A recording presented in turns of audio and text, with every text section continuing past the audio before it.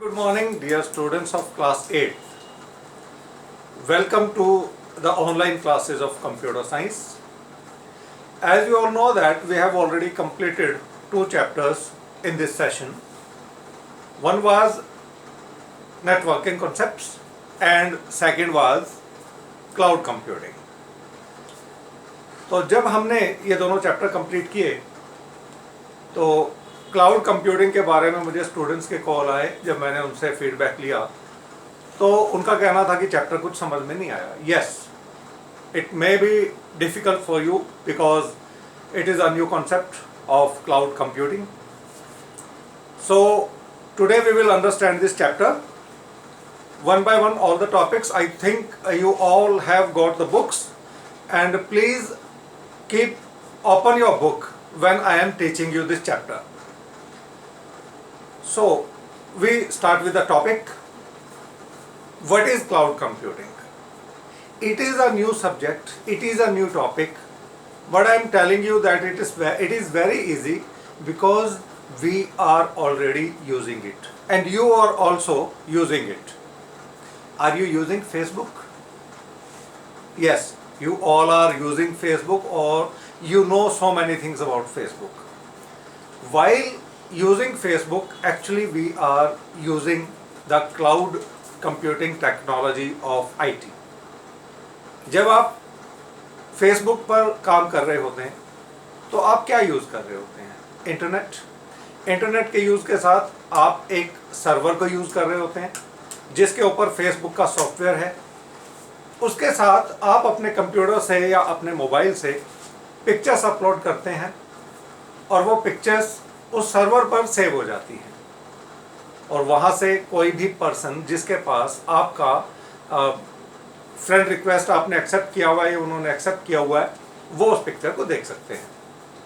ये टेक्नोलॉजी है cloud computing के ऊपर बेस होती है, जो हमें सॉफ्टवेयर, सर्वर और ये सभी, और इसके साथ स्टोरेज कैपेसिटी, वो हमें फ्री अवेल करवा रही है क्लाउड कंप्यूटिंग में। इसी तरीके से जब आप ईमेल भेजते हैं, आप ईमेल जब भेज रहे होते हैं तब भी आप क्लाउड कंप्यूटिंग का ही यूज़ कर रहे होते हैं, यही टेक्नोलॉजी यूज़ कर रहे होते हैं। एक्चुअली अगर हम क्लाउड को समझें, ये क्लाउड वर्ड ने बच्चों को काफ़ी कंफ्यूज किया। क्लाउड का अगर हम दूसरा नाम लें तो वह इंटरनेट ही है। Cloud computing means internet computing. When we are working on internet using Facebook, email, you have used Google Form in your first periodic test, that was also an example of cloud computing. मैंने आपको कुछ paper बनाकर Google Form में upload कर दिए। Google form में Google पर मेरा एक स्पेस है मेरे पास, उस स्पेस में मैंने उनको अपलोड कर दिया और मैंने उसका लिंक आपको भेज दिया। उस लिंक को आपने यूज़ किया और पेपर को देखा अपने सिस्टम पर, अपने मोबाइल पर, उसको वर्कआउट किया और हमें सेंड कर दिया। तो ये सभी काम जो हो रहा था, और वो पेपर अब भी मेरे पास मौजूद हैं आपके, वो आंसर्स अब भी मौजूद हैं। क्यों? क्योंकि वो सर्वर पर अपलोडेड है, लेकिन वो क्लाउड में है, वो इंटरनेट पर है, वो मेरे कंप्यूटर में स्पेस में नहीं है। अगर मेरे पास इंटरनेट कनेक्शन होगा तो मैं उसे कहीं भी कभी भी ओपन करके देख सकता हूँ। तो ये टेक्नोलॉजी है क्लाउड कंप्यूटिंग टेक्नोलॉजी। तो ये हमारा एक क्वेश्चन सॉल्व होता है यहाँ पर, व्हाट इज क्लाउड कंप्यूटिंग। इसका एक एग्जांपल मैंने आपको बताया, Facebook. When you are using Facebook, you are using this technology. When you are using emails, you are sending emails to other. Then also you are using cloud computing technology. Characteristics of cloud computing. इसकी खासियत और क्या है? इस cloud computing की क्या खासियत है? एक तो ये ऑन डिमांड सेल्फ सर्विस है। अब एक और क्वेश्चन इसमें आने वाला है आगे, that is one drive software. वो अभी इसमें आएगा जो आगे, वो माइक्रोसॉफ्ट का एक सॉफ्टवेयर है जो हमें वन ड्राइव के रूप में वो देता है, जिसका नाम वन ड्राइव है। वो इस तरह से टेक्नोलॉजी यूज होती है। इसमें जो सबसे बड़ी चीज आती है, Facebook is free for all, but all the software on cloud are not free for all. I was giving you the example of OneDrive, जो हम आगे भी अभी कवर करेंगे। तो जैसे मैं उसका एग्जाम्पल अभी इसलिए दे रहा हूँ क्योंकि इसमें जो एक कैरेक्टरिस्टिक आती है क्लाउड कंप्यूटिंग की, वो आती है on demand self service. On demand क्या क्या मतलब है इसमें, कि इसमें हम जितनी सर्विसेज को चाहे इंटरनेट पर यूज कर सकते हैं, कितने सॉफ्टवेयर हमने किस सीमा तक, किस लिमिट तक यूज करने हैं, कितना स्टोरेज स्पेस हमें मिलेगा, तो ये हम जितनी डिमांड करेंगे या जितना पे करेंगे उतना हमें सर्विसेज मिलती जाएंगी। लेकिन आपको बता दूं कि बहुत सारी बेसिक सर्विसेज जो हैं वो हमें फ्री ही मिल जाती हैं। जैसे गूगल फॉर्म मैंने यूज किया था तो वो फ्री था, I have not paid anything, and they have given me 5 GB space also to save my documents on it, to save my personal pics on it, to save my all the documents, kind of so many kinds of document I can save on it. That is Google, that is provided by Google this company. Now first characteristic was on demand self service. I have told you कि जैसे आप अपना कोई mobile का plan लेते हैं तो कितना डाटा प्लान लेना है, कितनी वैलिडिटी का लेना है, ये आप डिसाइड करते हैं। इसी तरीके से क्लाउड सर्विस में भी जितनी सर्विसेज आपने लेनी है उसके लिए कितनी सर्विसेज आप लेना चाहते हैं उतना आपको उसके लिए पे करना पड़ेगा। तो इसे कहते हैं ऑन डिमांड सेल्फ सर्विस। इसके बाद आता है ब्रॉड नेटवर्क एक्सेस। इसमें जितनी भी जो चीज़ें हम अवेल कर रहे हैं, जो सॉफ्टवेयर अवेल कर रहे हैं, वो हम इंटरनेट पर अवेल कर रहे हैं। और इंटरनेट पर अवेल करने का मतलब है कि हमारे पास मोबाइल हो, मोबाइल में इंटरनेट कनेक्शन हो, तो हम इन सर्विसेज को कहीं भी अवेल कर सकते हैं। ये इसकी सेकंड कैरेक्टरिस्टिक्स है, broad network access. I hope you have purchased the books and you can see in your books also that these topics I am telling you, these are in sequence given in your book. Next is resource pooling. Resource मतलब स्रोत, या हमारे पास जो resources हैं, हमारे जो संसाधन है, जो साधन है जो हम यूज़ कर रहे हैं, उनका पूलिंग होती है। पूलिंग मीन्स इकट्ठे होकर उनका यूज़ कर सकते हैं। तो ये आप सब जानते हैं कि रिसोर्सेज जो होते हैं हमारे, जब हम इंटरनेट यूज़ कर रहे होते हैं, अब जैसे आपको मैंने गूगल फॉर्म भेजा, आपको एक लिंक भेजा एक क्लास के लिए, लेकिन वो सभी स्टूडेंट्स एक साथ यूज़ कर रहे थे, तो इसे कहते हैं रिसोर्स पूलिंग। यानी कि एक डॉक्यूमेंट है, उसको अपने अपने मोबाइल पर सभी एक्सेस कर पा रहे थे। ये इसकी थर्ड कैरेक्टरिस्टिक्स है। Then rapid elasticity. Rapid elasticity को हम ऐसे समझ सकते हैं कि जितनी सर्विसेज हम ले रहे हैं, हम उसको अपनी चॉइस के हिसाब से जितना चाहें बढ़ा सकते हैं, इंक्रीज कर सकते हैं, अपग्रेड कर सकते हैं, और या फिर हम उनको, अगर हमें ज़रूरत नहीं है तो हम उसे कम कर सकते हैं। तो इसको जो वर्ड दिया गया है, scale up and scale down. Scale up कर सकते हैं सर्विसेज को बाय पेइंग मोर और getting more resources by paying more. इसको हम कहते हैं स्केल अप करना, यानी कि इंक्रीज करना, और स्केल डाउन मीन्स डिक्रीज करना। इसके बाद आता है मेजर्ड सर्विसेज, मतलब एक नपी तुली सी सर्विसेज हमें देते हैं। जैसे हमें इंटरनेट कनेक्शन, अपने डाटा प्लान मिलते हैं मोबाइल पर, उसमें सब कुछ कैलकुलेटेड होता है, कितना हम डाटा प्लान यूज़ कर चुके हैं, कितना उसका वैलिडिटी बाकी है, सब कैलकुलेटेड होता है। तो इसी तरीके से जो क्लाउड कंप्यूटिंग है, उसमें भी जो सर्विसेज, जो डेटा, जो स्पेस हम लेते हैं, वो बहुत कैलकुलेटेड होता है। इसको हम कहते हैं measured services. These are measured services. इसके बाद आता है टाइप्स ऑफ क्लाउड। तब टाइप्स ऑफ क्लाउड जब हम बार बार बोल रहे हैं तो हम इसको समझ लेते हैं टाइप ऑफ नेटवर्किंग, या टाइप ऑफ इंटरनेट, या टाइप ऑफ रिसोर्सेज। ये किस तरीके से होता है? टाइप्स ऑफ क्लाउड मतलब ये जो सर्विस हम लेते हैं कि हम इसमें कैसे डेटा स्टोर कर पाएँ, कैसे उसको रिसीव कर पाएँ, तो उसके कई टाइप हैं। जैसे पब्लिक क्लाउड।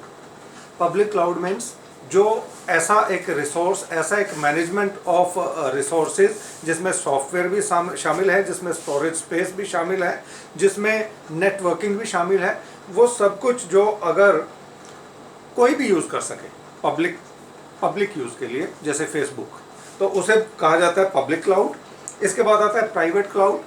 प्राइवेट क्लाउड भी मेंटेन किया जा सकता है मैं ये लिख देता हूं यहां पर, टाइप्स ऑफ क्लाउड। इसमें आता है, जैसे मैंने अभी आपको बताया, public cloud.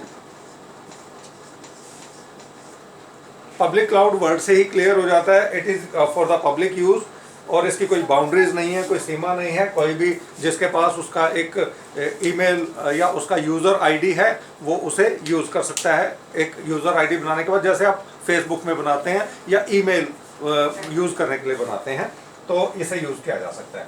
Second is private. So private word भी अपने आप में एक एक्सप्लेनेटरी वर्ड है, जो ये बताता है कि अगर कोई एक ऑर्गेनाइजेशन, सपोज जैसे हमारे स्कूल में एक अपना एक इंट्रानेट था, हमारे पास एक सर्वर था और उसका एक कनेक्शन सभी क्लासेस में दिया हुआ है, तो वो हम अपने यूज़ के लिए कर रहे थे। तो इसी चीज़ को अगर हम क्लाउड में कन्वर्ट करें तो वो बीच में से वायर्स और ये सब कुछ हट जाएंगी, एक सर्वर होगा और उस सर्वर के थ्रू हम अपने स्कूल के एरिया के अंदर by using user IDs and all passwords we can use computers in different classes. तो उसे हम कह सकते हैं प्राइवेट। अब उसे कोई और यूज नहीं कर सकता, एक ऑर्गेनाइजेशन ही उसको बनाता है और एक ऑर्गेनाइजेशन ही उसको अपने पर्पस के लिए यूज कर सकता है। I hope you are getting all the things. Next come hybrid cloud. Hybrid cloud में यदि हम ऊपर लिखे हुए दोनों क्लाउड्स की या दोनों क्लाउड टेक्नोलॉजीज को प्लस कर दें और दोनों की जो करेक्टरिस्टिक्स हैं उनको मिलाकर जो एक सिस्टम बनता है टेक्नोलॉजी, क्लाउड टेक्नोलॉजी का, उसे कहा जाता है हाइब्रिड क्लाउड। तो यूज वो उसी तरीके से होता है जैसे पब्लिक या प्राइवेट, दोनों की टेक्निक होती हैं। जो उसमें पब्लिक होगा वो पब्लिकली यूज हो पाएगा और जो उसमें प्राइवेट ऑप्शंस होंगे वो प्राइवेटली यूज हो पाएंगे। इसी के बाद आता है कम्युनिटी क्लाउड। कम्युनिटी क्लाउड का मतलब होता है कि मान लीजिए बहुत सारे डॉक्टर्स हैं हेल्थ केयर से जुड़े हुए, अलग अलग हॉस्पिटल्स में काम करते हैं, लेकिन वो अपनी जितनी भी अपना मेडिकल फील्ड की जितने एक्सपीरियंसेस हैं उसको आपस में शेयर करना चाहते हैं, लेकिन वो ये भी नहीं चाहते कि वो एक ग्रुप के बाहर जाए। तो वो अपना एक कम्युनिटी का एक क्लाउड मैनेज कर सकते हैं, तो उसे कहा जाता है कम्युनिटी क्लाउड। इसी तरीके से जैसे मीडिया पीपल हो सकते हैं, वो आपस में इंफॉर्मेशन शेयर करना चाहते हैं और एक अपना एक networking with the help of cloud computing बना लेते हैं, उसे हम कम्युनिटी के तौर पर। इसी तरीके से टीचर्स भी ऐसा कर सकते हैं जो डिफरेंट स्कूल्स में काम करते होंगे, लेकिन वो ऐसा एक सिस्टम बना सकते हैं। तो उस टेक्नोलॉजी को जब इस तरीके से कम्युनिटी के तौर पे यूज़ किया जाता है तो उसे क्लाउड कंप्यूटिंग का, इसे कम्युनिटी क्लाउड कंप्यूटिंग कहा जाता है। ये जो क्लाउड कंप्यूटिंग है ये एक कंपनी भी मैनेज कर सकती है, और यदि वो पर्टिकुलर जो ऑर्गेनाइजेशन है वो भी चाहे तो पर्सनली तौर पर इसे मैनेज कर सकता है। तो ये 4 टाइप्स हमने देखी हैं। इसमें जो चौथी थी जो कम्युनिटी क्लाउड, इसमें अगर आप थोड़ा सा ध्यान दें और थोड़ा सा इसे सोचें तो इन चीज़ों में, इन वर्ड्स में सेल्फ एक्सप्लेनेटरी ही चीज़ें सामने निकल के आ जाती हैं। क्लाउड को आप मान के चलिए काइंड ऑफ इंटरनेट, लेकिन उस इंटरनेट में कहीं वायर्स नहीं है, कहीं कनेक्टिविटी के लिए वायर्स नहीं है, सिर्फ सिग्नल्स काम कर रहे हैं। स्कूल के अंदर अगर हमारे हैं तो वो प्राइवेट हो जाता है, दोनों को मिक्स कर देते हैं पब्लिक और प्राइवेट का, तो वो हाइब्रिड हो जाता है। और एक कम्युनिटी जब उसको ऑल ओवर वर्ल्ड और इन अ सिटी और इन अ स्टेट, बाउंड्री नहीं है, कोई भी फिजिकल बाउंड्री नहीं है, तो उसे हम कम्युनिटी क्लाउड बोलते हैं। तो I think you are getting all the things. अगर आपको ये चीज़ें समझ में नहीं आ रही हैं तो ये वीडियो आप 1 या 2 बार दोबारा देख सकते हैं। एडवांटेजेस ऑफ क्लाउड कंप्यूटिंग, इसके बाद आती हैं एडवांटेजेस क्या हैं, फायदे क्या हैं इस सारी टेक्नोलॉजी के। वाई टू स्पेंड मनी और why to adopt a new thing, we should know the advantages of that. If we are going to use something else, what are we using in normal life, we should know the advantages. What are the advantages of cloud computing? advantages: cost saving.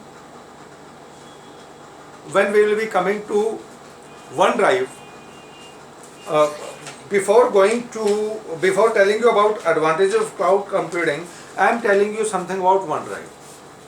That is given on the next page in your book. OneDrive is a part of cloud computing, which provides us all the software of MS Office, because it's a product of Microsoft. MS Office में क्या software होते हैं? MS Word, MS PowerPoint, MS Excel, MS Access, all these softwares are there on OneDrive.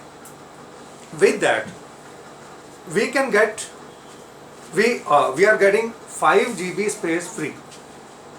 So what is the use of that? That without spending anything, we are not purchasing a laptop, we are not having an operating system, we are not having a hard disk, we are not having anything, we are having only mobile. Mobile we are using for other purposes also, but on mobile, if we download OneDrive, or it is downloaded there already, because some mobile companies are providing it freely. In OneDrive we are using all the Microsoft Office softwares and space for the storage. So think about the situation that without using laptop we are getting all the benefits of a laptop in a mobile. We are typing letters, we are making PowerPoint presentation, we are making all these kind of things which we are used to do in a computer. So is it cost saving? Yes, it is cost saving, because and with that we can share these documents anywhere in the world without getting a laptop. Means all these softwares are free, all these facilities are being provided of storage and all freely. Second part is reliability. Reliability means Hindi में बोलते हैं विश्वसनीयता. जो data हम अपने computer पर store करते हैं, हम उसे मानते हैं it is very secure, but it is static on that computer. वो कंप्यूटर पर है, वो कंप्यूटर हमारा ऑफिस में है तो ऑफिस में डेटा रहेगा, घर में है तो घर में रहेगा. लेकिन अगर हम वन ड्राइव का यूज़ करके या गूगल ड्राइव का यूज़ करके या किसी और ऐसी टेक्नोलॉजी का यूज़ करके जो क्लाउड कंप्यूटिंग में हमें एक स्पेस प्रोवाइड कर रही है इंटरनेट पर, हम उसमें सेव कर देते हैं. उसके बाद हम कहीं भी हों, घर पे हों, ऑफिस में हो, कहीं भी हों, we can get that file and we can share that file with anybody, and data is secure over there.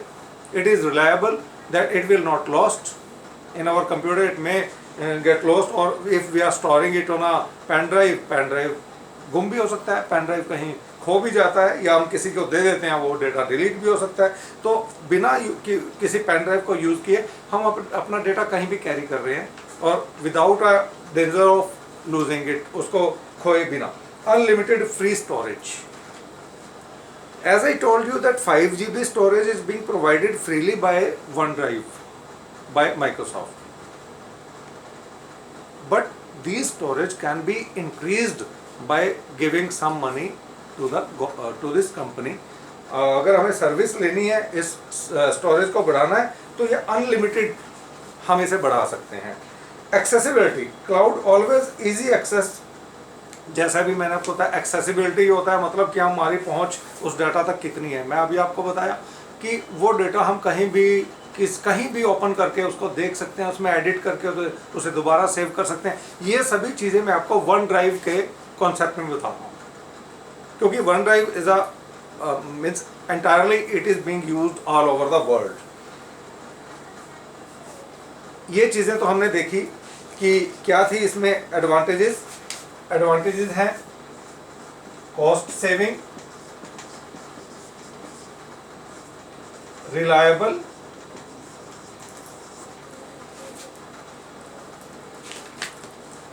Unlimited storage,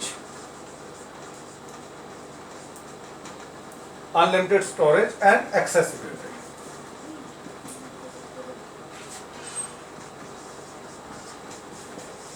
Accessibility.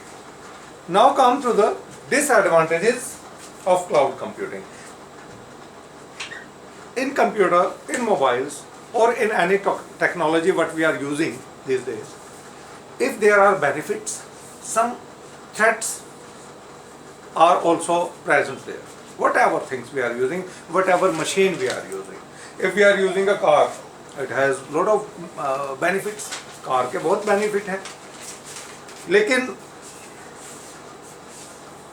God forbid कुछ ऐसा ना हो तो थोड़ा उसमें प्रॉब्लम भी हो सकती है, कहीं जाते हो तो खराब भी हो सकती है, तो उसमें सभी प्रॉब्लम में आ जाएंगे. तो I think you have understood the advantages. First, cost saving, cost save करता है हमारा, रिलायबल है, अनलिमिटेड स्टोरेज है, एक्सेसिबिलिटी है, इजी है.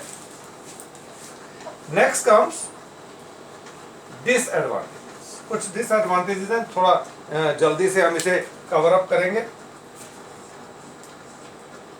डिसएडवांटेज, टेक्निकल इश्यूज आपके बुक में दिया हुआ है, आप इसे देख सकते हैं. टेक्निकल इश्यूज, आपको पता है जितनी मशीन यूज होती हैं, कहीं पर भी कोई टेक्निकल प्रॉब्लम आएगी तो वो सारा काम रुक जाएगा. ये आपके बुक में बहुत अच्छे से दिया हुआ है कि क्लाउड में provide accessibility to services and application any time anywhere, जैसा भी हमने बात की.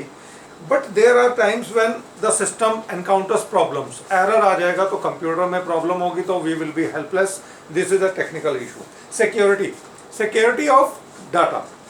Security of data in some cases, जैसा आपने सुना होगा कि ऐसा आया था कि फेसबुक पर बहुत सारा डेटा किसी दूसरी कंपनी को लीक कर दिया गया, या कोई सर्वर जो है हैक हो गया. इन दैट केस जो थ्रेट है हमारे डेटा को, हमारी उसमें कुछ थ्रेट जो है डाटा को हो सकता है in few cases. Vendor lock in,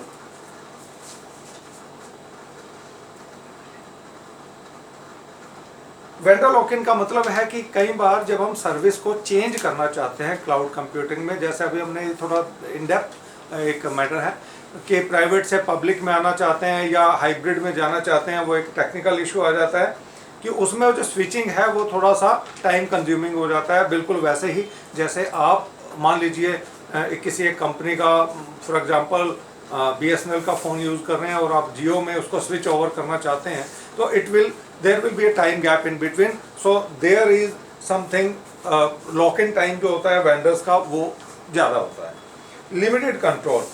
अब लिमिटेड कंट्रोल इसलिए कहा जाता है इसमें, अगर आपका जो क्लाउड कंप्यूटिंग एनवायरनमेंट है, अगर वो कंपनी उसे ऑपरेट कर रही है तो सारा कंट्रोल जो होता है वो उस कंपनी का होता है.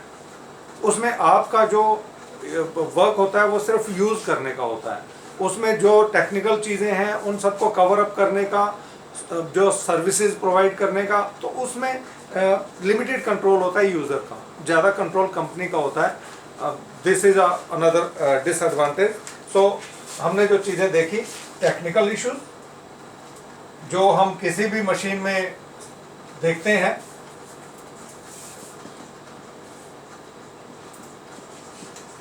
Technical.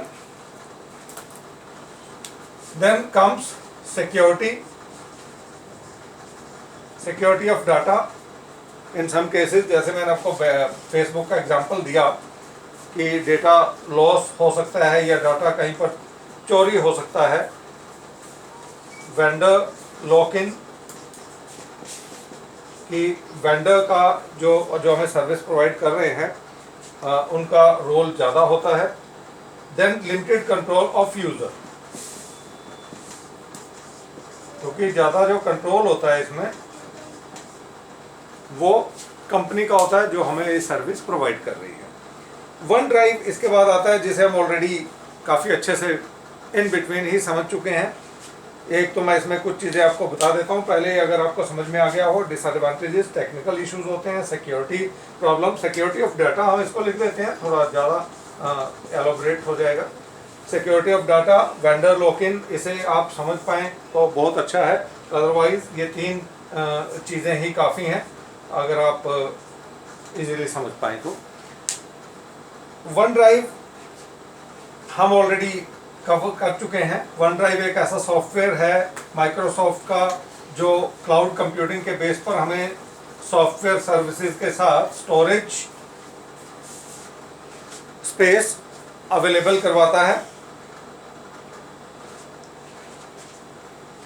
Free online storage facility offered by Microsoft. ये अगर आप इसमें पढ़ेंगे जितनी चीज़ें मैंने आपको बताया है वो सब आपको इसमें मिल जाएंगी। अब इसमें एक्सेसिंग वन ड्राइव जो दिया हुआ है, कैसे इसका यूज़ किया जाए, ये मोबाइल पर यूज़ करना कुछ अलग तरीके से समझ में आता है, और अगर आप इसे लैपटॉप पर कर रहे हैं तो यदि आप माइक्रोसॉफ्ट ऑफिस में अच्छे से काम कर चुके हैं तो आप 8th क्लास में पढ़ते हैं, सभी सॉफ्टवेयर्स जैसे Excel, Word, PowerPoint etcetera आप अच्छे से कर चुके हैं, तो अगर आपके मोबाइल में ये दिया हुआ है या स्टोर्ड है, मोबाइल में है इंस्टॉल किया हुआ, तो आपके लिए बहुत आसान होगा यूज़ करना। सिर्फ आपके लिए एक गूगल का ईमेल आईडी होना ज़रूरी है। ईमेल आईडी जब आप इसमें देंगे तो आपका पासवर्ड जनरेट होगा और आप इसे बड़ी आसानी से यूज़ कर पाएंगे। इसमें वन ड्राइव में आपको फाइल्स कैसे बनती हैं वो सब बताया गया है। जैसे मैं आपको पहले बता चुका हूँ, जब आप इसे वन ड्राइव यूज़ करेंगे अपने मोबाइल पर तो अपने आप ही आपको चीज़ें पता लगती जाएंगी, सभी ऑप्शंस आपको मिलते जाएंगे। इसके बाद एक सॉफ्टवेयर और बताया हुआ है जिसमें है जो है Picasa. One drive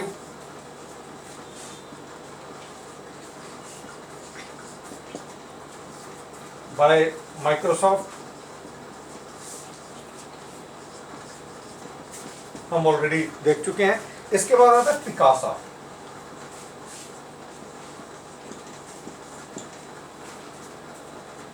Picasa it's a software of Google.